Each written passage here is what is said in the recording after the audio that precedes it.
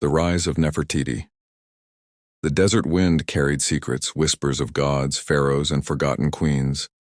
Buried beneath centuries of sand and silence, a name would one day re-emerge to capture the modern world's imagination. Nefertiti. Her beauty immortalized in a limestone bust. Her power concealed beneath layers of patriarchal records and religious upheaval. But before her legacy faded into myth, she was once among the most powerful figures in Egypt. This is where her story begins, not in grandeur but in mystery. Chapter 1. A Kingdom in Transition. Egypt, in the waning decades of the 18th dynasty, was a superpower unlike any the world had seen. From Nubia to the Levant, its armies dominated. Its temples stood vast and proud, and its priests, particularly those of Amun, controlled untold wealth and influence. The pharaoh Amenhotep III ruled during this golden age. Yet behind the facade of splendor, fault lines were beginning to form. Amenhotep III had reigned for nearly 4 decades. His court was rich, but the priesthood's power was growing unchecked. Many historians believe that the seeds of revolution, both religious and political, were sown during his final years. His son Amenhotep IV was born into this brewing tension, and so was Nefertiti. Chapter 2. The Mysterious Origins. No records definitively state where Nefertiti came from. Her name means, "the beautiful one has come," suggesting an arrival from outside Thebes, possibly from the foreign court of Mitanni, or more likely, from within Egypt itself. Perhaps the daughter of the powerful courtier Ai, who would later become pharaoh. She may have been raised at the heart of the royal court, trained in diplomacy, religion, and possibly the languages of the empire. From an early age, Nefertiti would have learned that beauty could be a political tool, and intelligence a weapon. She was not just poised to be queen. She was being prepared for something greater. Chapter 3. The Marriage of Strategy and Spirit. Nefertiti married Amenhotep IV sometime in his early years of reign, possibly at the age of 15 or 16. Their union was not merely romantic, it was strategic. She would become his partner in an unprecedented revolution. Together they produced at least 6 daughters, though no sons are definitively recorded. This posed questions about succession, but it also made Nefertiti the matriarch of the royal line. Soon after their marriage, Amenhotep IV began to diverge from traditional worship of Amun. He became obsessed with a singular aspect of the sun god, Aten, the solar disk, and Nefertiti was with him every step of the way. Chapter 4. The Rise of Aten and Nefertiti. In the 5th year of his reign, Amenhotep IV changed his name to Akhenaten, effective for Aten. He abandoned Thebes and built a new capital, Akhetaten, modern Amarna, in a desolate valley. There he and Nefertiti erected temples without roofs, so Aten's rays could reach the altars directly. Reliefs from this period depict something remarkable. Nefertiti standing side by side with Akhenaten, often depicted the same size, a symbolic statement of equal power. In one, she smites enemies with a mace, a pose traditionally reserved for kings.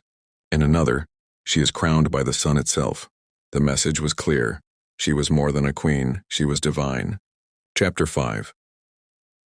The co-ruler in all but name. Nefertiti began adopting epithets previously reserved for pharaohs. Mistress of Upper and Lower Egypt, great in the palace. In some inscriptions she was even given her own royal cartouche, a sign of sovereignty. Whether officially co-regent or not at this point, she had already stepped beyond the bounds of tradition. Egypt was transforming and not all welcomed it. The priests of Amun were cast aside. Their temples defunded, old gods forgotten. The royal couple were now sole intermediaries between people and Aten. Amidst this revolution, Nefertiti's image became omnipresent. She was worshipped as the feminine aspect of the sun. Her bust, now the most iconic artifact of ancient Egypt, dates from this period, a symbol of divine beauty and power. Chapter 6. Mother, Queen, and Enigma. While their daughters appeared at court ceremonies, none held the promise of succession. Nefertiti, childless of sons, faced a dilemma, especially as Akhenaten's health waned. Her future was tied to the endurance of Atenism, yet she continued undeterred. In the reliefs of Amarna, she appears performing sacrifices, blessing officials, riding chariots. One image shows her mourning the death of a daughter, Akhetaten. in a solemn scene that hints at a deeply human side to this queen of radiant power. By year 12 of Akhenaten's reign, Nefertiti had become the most powerful woman in the world, and one of the most controversial. But her story was far from over. Akhenaten and the Aten Revolution. Chapter 1. The God of Light. It began with a light in the sky, a divine presence raw and pure, unshaped by myth or form. Aten, the radiant disk of the sun, had always been a part of Egypt's spiritual tapestry. But under Akhenaten and Nefertiti, it became something new, a singular god, a universal force, a spiritual revolution. For millennia, Egypt had honored a pantheon of gods: Osiris the judge, Isis the mother, Horus the falcon of kingship, and Amun, the invisible supreme deity of Thebes. Temples echoed with ritual, priests thrived on offerings, and the divine realm was layered and complex. Then Akhenaten declared all gods obsolete, except Aten. Chapter 2. A New Theology, a New World. The shift was radical, not just religious but political. By placing Aten at the center of worship, Akhenaten dismantled the entire priestly hierarchy, especially the wealthy clergy of Amun, whose temples were shut, their wealth redirected. In their place rose a new order, centered around the royal couple. Nefertiti was now not only queen, she was a priestess and prophetess, a living embodiment of Aten's feminine force. Depictions show Akhenaten and Nefertiti not simply as rulers but as divine conduits. Only through them could the people access the light of Aten. It was theocratic absolutism wrapped in celestial symbolism. Chapter 3. The City of the Horizon. To house this new order, Akhenaten ordered a city to be built from scratch, Akhetaten, the horizon of the Aten. In a desolate stretch of desert along the Nile, limestone temples and palaces rose almost overnight. Unlike the temples of old, which were dark and enclosed, Akhenaten's new temples were open air, roofless, radiant. The architecture itself was a sermon. The light of Aten could not be confined. Nefertiti oversaw the construction of palaces and shrines. She appeared in art supervising the ceremonies, greeting ambassadors, even leading rituals on her own. She was not a silent figurehead. She was co-founder of this new spiritual capital. Chapter 4. Life in Amarna. Life in Akhetaten was unlike any deity before it. Art shifted too. The stiff, idealized forms of earlier dynasties gave way to a naturalistic style. The royal family was depicted with elongated heads, sloping features, and intimate domestic scenes. Akhenaten kissing his daughters, Nefertiti playing with them under the rays of Aten. It was revolutionary. The art humanized royalty and divinized humanity. In this new world, Nefertiti shone as the Sun Queen, always framed by the solar disk, rays ending in hands that offer her the Ankh, the breath of life. But behind the golden glow, discontent brewed. Chapter 5. Enemies in the shadows. As temples closed and gods were erased, resentment festered. The priesthood of Amun, dispossessed and humiliated, whispered against the revolution. In foreign territories, Egypt's vassal states grew restless. Without the old religious framework that bound the empire together, loyalties began to fray. Nefertiti and Akhenaten pressed on. They believed in the purity of their vision. But their isolation from Thebes, their reliance on Aten's doctrine, and their refusal to compromise made them vulnerable. And yet even now Nefertiti's power expanded. She began appearing with a new title, Neferuaten Nefertiti. Beautiful are the beauties of Aten, the beautiful one has come. This was not simply flattery. It was a prelude to coronation. Chapter 6. Divine Feminine Power. As Akhenaten grew more withdrawn, possibly ill or consumed by spiritual obsession, Nefertiti stepped further into leadership. In several reliefs she is shown performing kingly roles, smiting enemies, receiving tribute, commanding state rituals. Her crown, once the blue-cap crown of queens, was now the tall, flat-topped crown of pharaohs. Whispers among Egyptologists suggest that around year 14 of Akhenaten's reign, Nefertiti was made co-regent, possibly under the name Ankh Keperure Neferuaten. But the transition was rocky. 2 of their daughters died young, foreign threats increased, and within Amarna a succession crisis loomed. Chapter 7. The Limit of Light. Atenism was idealistic, too idealistic. It lacked the afterlife theology, moral codes, and community rituals that made the old religion so enduring. Without Osiris, there was no promise of rebirth. Without Ma'at, no cosmic balance. The people grew uneasy. Even the bureaucracy strained under the weight of change. And then, sometime near year 17, Akhenaten died. The death of the revolutionary king was both an end and a beginning. Who would succeed him? A son? A daughter? A wife? Or would Nefertiti take the throne alone? Pharaoh in all but name, Chapter 1, The Sudden Silence. The sun set on Akhenaten's reign in quiet obscurity. For a king who had changed the spiritual DNA of Egypt, his death passed with little fanfare. There is no clear tomb, no grand burial text, no public record. It was as if Egypt wanted to erase him. At the same time, something even stranger happened. Nefertiti disappeared from the records. For nearly 12 years, she had been everywhere, in sculpture, carvings, letters, ritual texts. Then, silence. Scholars long believed she had died around year 14 of Akhenaten's reign, but newer evidence suggests a different story. She didn't vanish. She transformed. Chapter 2. The Rise of a Hidden Pharaoh. A new ruler appears in inscriptions, Neferneferuaten Ankheperure. This name, strangely similar to Nefertiti's extended royal name, shows up in palace documents, offering jars, boundary stele. At first, it was thought to be one of Akhenaten's daughters. But the tone, titles, and language were not those of a mere princess. This ruler was a pharaoh with full royal epithets. And crucially, this figure uses feminine grammatical forms in some inscriptions. A queen ruling as king? Egyptologists like James Allen and Aidan Dodson now argue that Nefertiti reigned as pharaoh under the name Neferneferuaten, perhaps for as long as 2 or 3 years. Chapter 3. The Co-Regency Debate. Another theory proposes that Akhenaten and Nefertiti ruled jointly as co-pharaohs for the final years of his reign, and that she continued solo afterward. This mirrors the pattern of Hatshepsut, a powerful woman who had taken pharaonic titles a century earlier.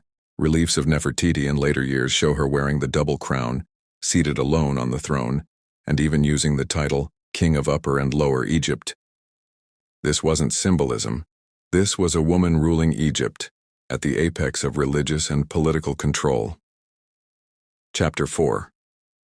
The Diplomatic Crisis. At this time, Egypt was in turmoil.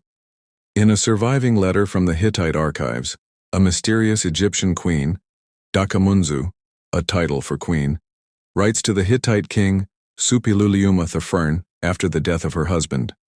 She asks him to send a prince to marry her, as she has no heir and refuses to marry a servant. This would have been unthinkable for any Egyptian queen unless she held royal power herself. Scholars debate who Dakamunzu was, Nefertiti? Meritaden Ankhesenamun? If it was Nefertiti, this implies she ruled alone and desperately sought to legitimize her power through alliance, though the prince sent by the Hittites was murdered before reaching Egypt. Was this the final act of Nefertiti's reign? A gamble that cost her everything? Chapter 5. The Rise of a Boy King. Around 1332 BCE, a new name appears in Egypt's royal list.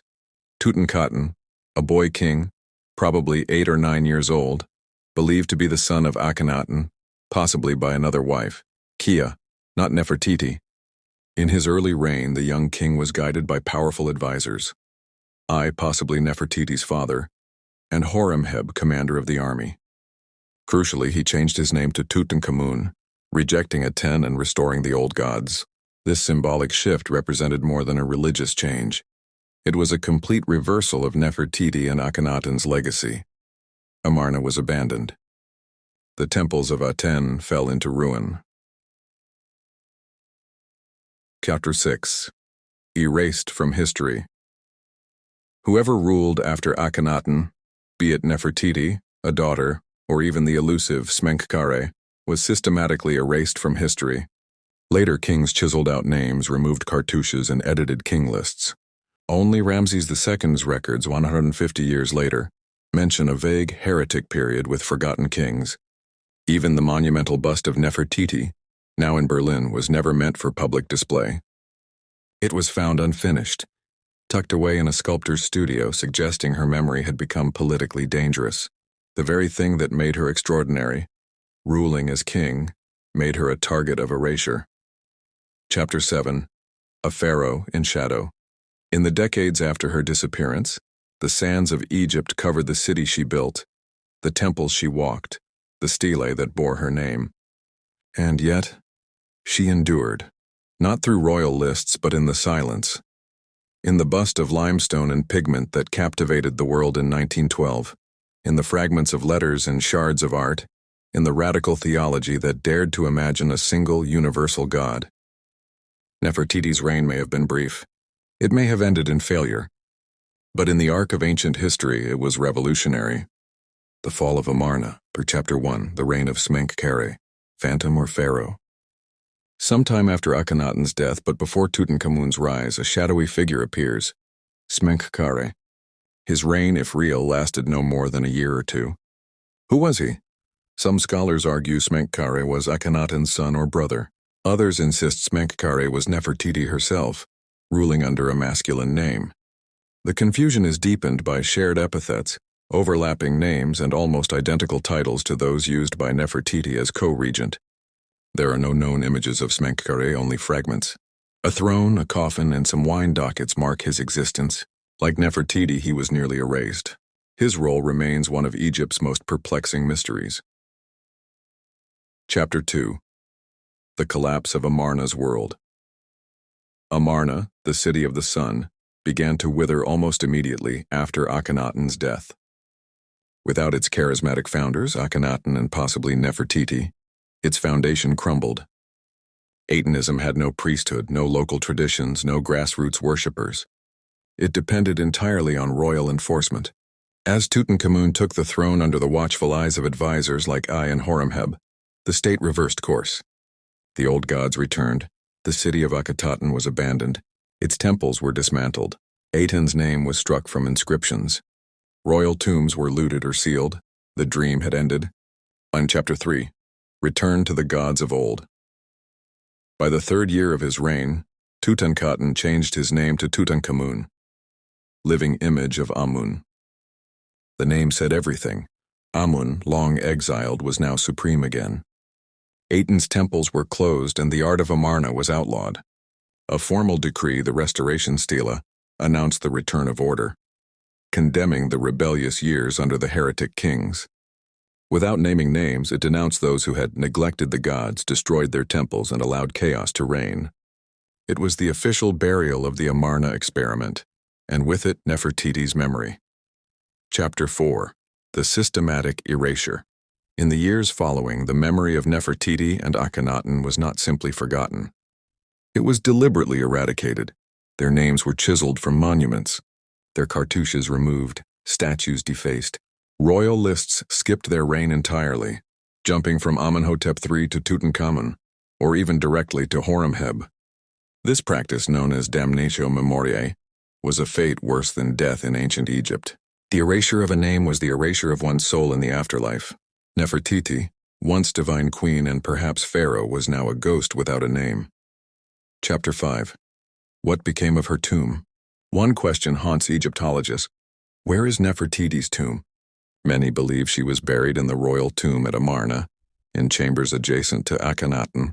Yet those chambers appear unfinished, perhaps abandoned as the city collapsed.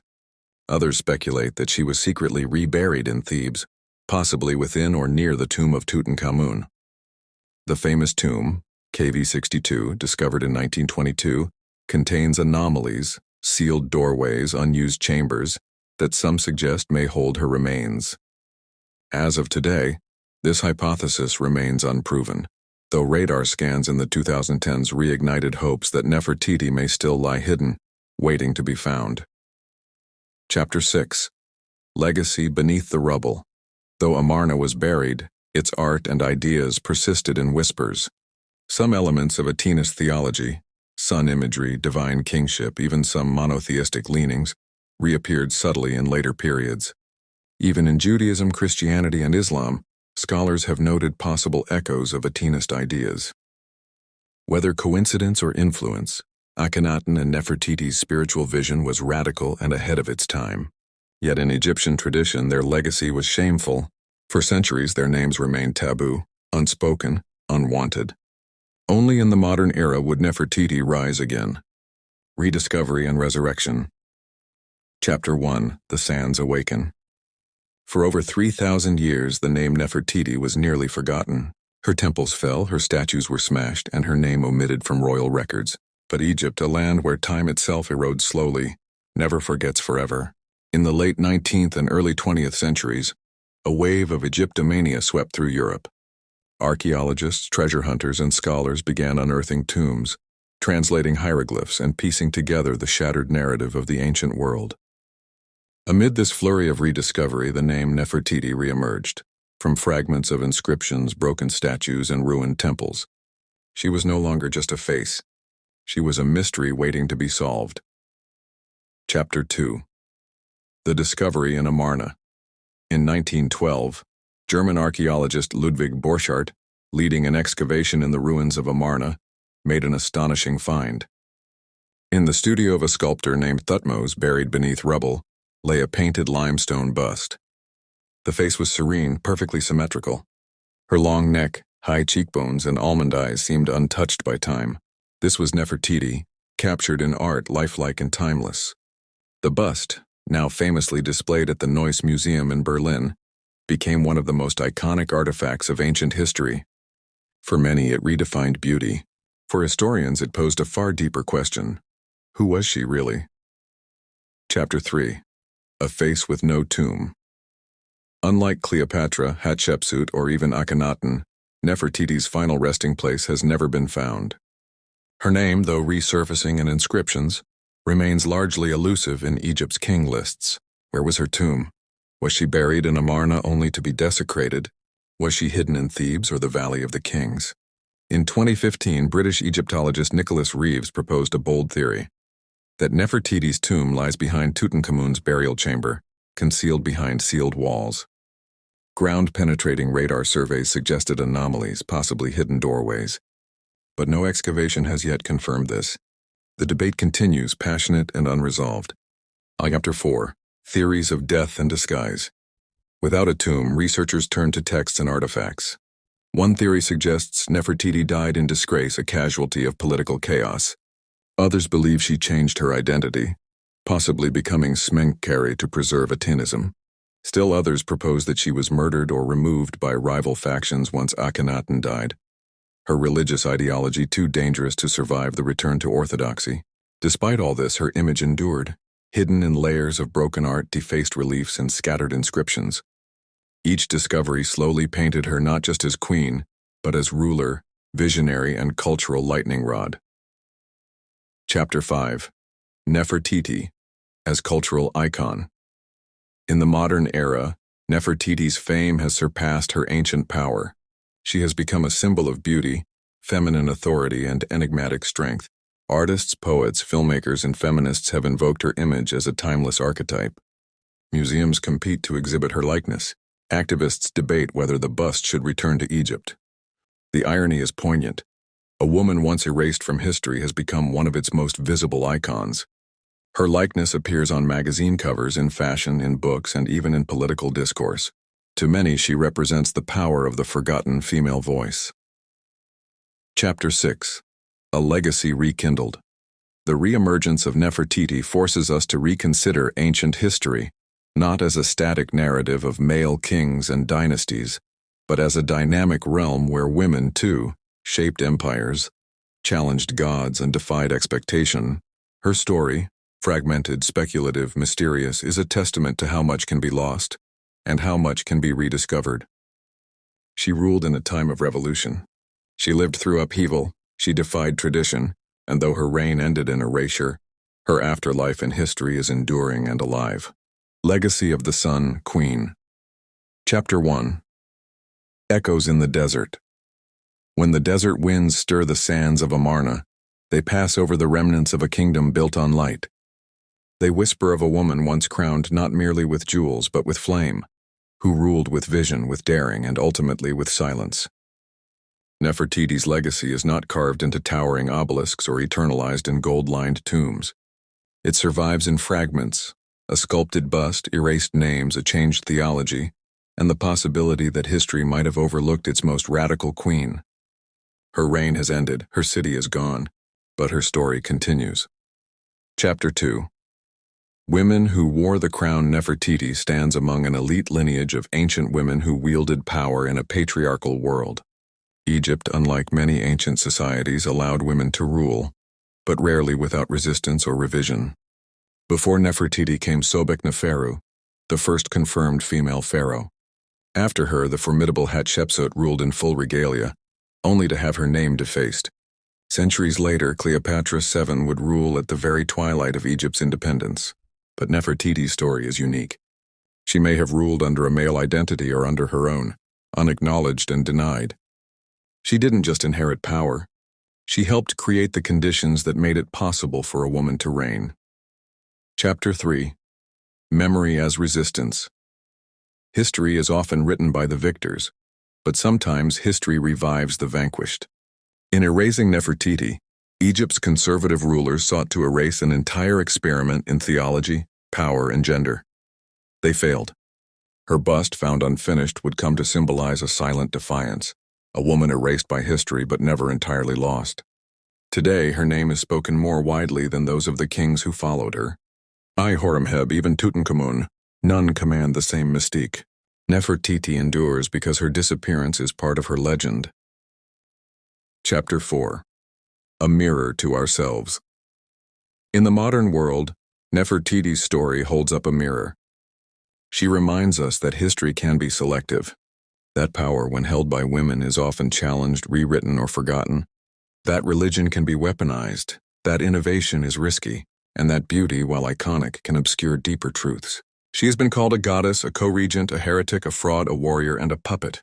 But perhaps she was all of these or none of them. Perhaps her greatest role was to be human in a system that didn't know how to contain her. Chapter 5. What we still don't know. Even now, the greatest questions remain unanswered. Where is her body?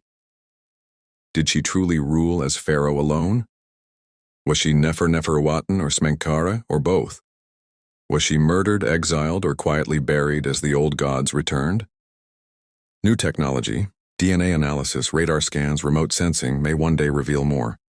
Or perhaps Nefertiti, Queen of the Sun, will always keep some shadows for herself. Her power lay not only in ruling but in becoming unknowable. Chapter 6. The Final Light. To stand before her bust in Berlin is to face a presence frozen in time, eyes that never received pupils, a crown that reaches upward as if still receiving light, a face that feels alive and eerily silent. She is no longer a queen of Egypt alone. She is a queen of possibility, of resilience, of narrative. As long as her story continues to be told, as long as we ask who she was and what she meant, Nefertiti rules still, not from a throne of limestone, but from the imagination of the world. Epilogue. The Pharaoh in Shadow. She came from mystery. She ruled with vision. She vanished without a trace. But Nefertiti, Queen of Aten, Queen of Egypt, Queen of Questions, has outlived her enemies. In the silence of lost cities, in the dust of shattered stelae, in the marble corridors of modern museums, she waits, not as a forgotten queen, but as one who dared to rise with the sun, and dared to rule as its equal. She was the queen who stood beside a king, then stepped into his shadow to rule alone. A visionary, a rebel, a woman erased yet never forgotten. Today, Nefertiti stands not only as an icon of beauty, but as a symbol of lost power, buried truth, and the enduring mystery of ancient Egypt. Her story may be incomplete, but perhaps that's what makes it eternal. Thank you for joining us on this journey through time. If you enjoyed exploring the forgotten reign of the Sun Queen, don't forget to like this video, share it with fellow history lovers, and subscribe for more deep dives into the ancient world. And tell us in the comments, do you believe Nefertiti ruled as pharaoh? Or is her true story still waiting to be uncovered beneath the sand? History isn't always written in stone. Sometimes it survives in silence,